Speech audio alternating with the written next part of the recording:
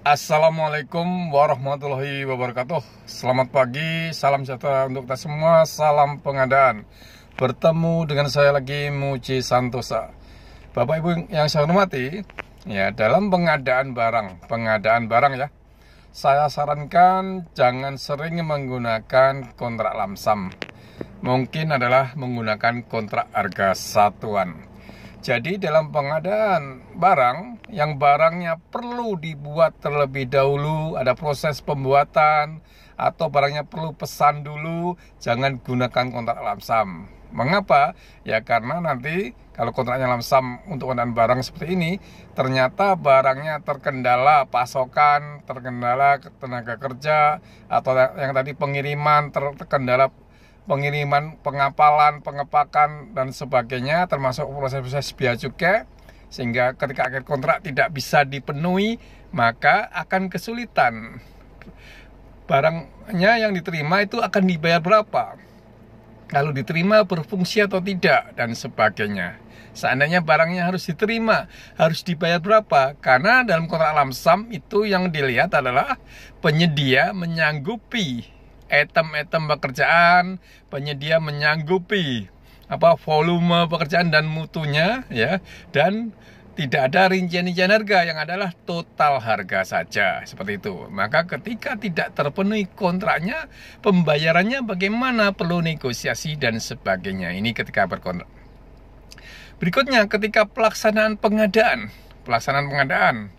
Ketika pelaksanaan pengadaan, ya, dalam tender, ketika nawar lebih dari 2, ya tidak perlulah ada namanya mengklarifikasi harga satuan, karena menjadi hanya memenuhi volume, mutu gitu ya, dan harga totalnya itu. Ya, itu ketika tender.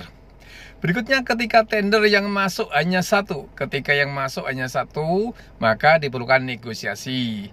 Ketika diperlukan negosiasi, ini kontraknya lamsam, penyedia hanya totalnya saja yang disampaikan. Maka penyedia perlu menyampaikan lagi. Menyampaikan lagi ini boleh post bidding, karena untuk bahan klarifikasi dan negosiasi. Menyampaikan apa? Rincian-rincian harga sebagai bahan atau bagian dari negosiasi. Setelah dilakukan negosiasi, sepakat, maka diikat dalam namanya kontrak harga lamsam, yang di dalamnya tidak ada rincian-rincian gitu ya.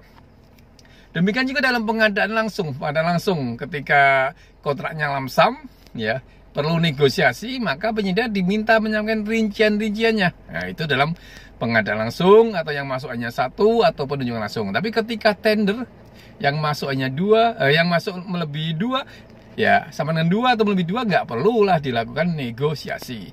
Apalagi sekarang kalau yang 2 ada namanya aplikasi reverse action. Kalau lebih dari 2, ya itulah harga persaingan, tidak perlu lagi dilihat rincian-rinciannya, kecuali yang masuk hanya 1. Jadi pokja pemilihan ketika dalam yang masuk lebih dari 2, ya tidak perlulah melihat rincian-rincian harga. Yang penting penyedia menyanggupi volumenya, mutunya, dan harga totalnya adalah itu.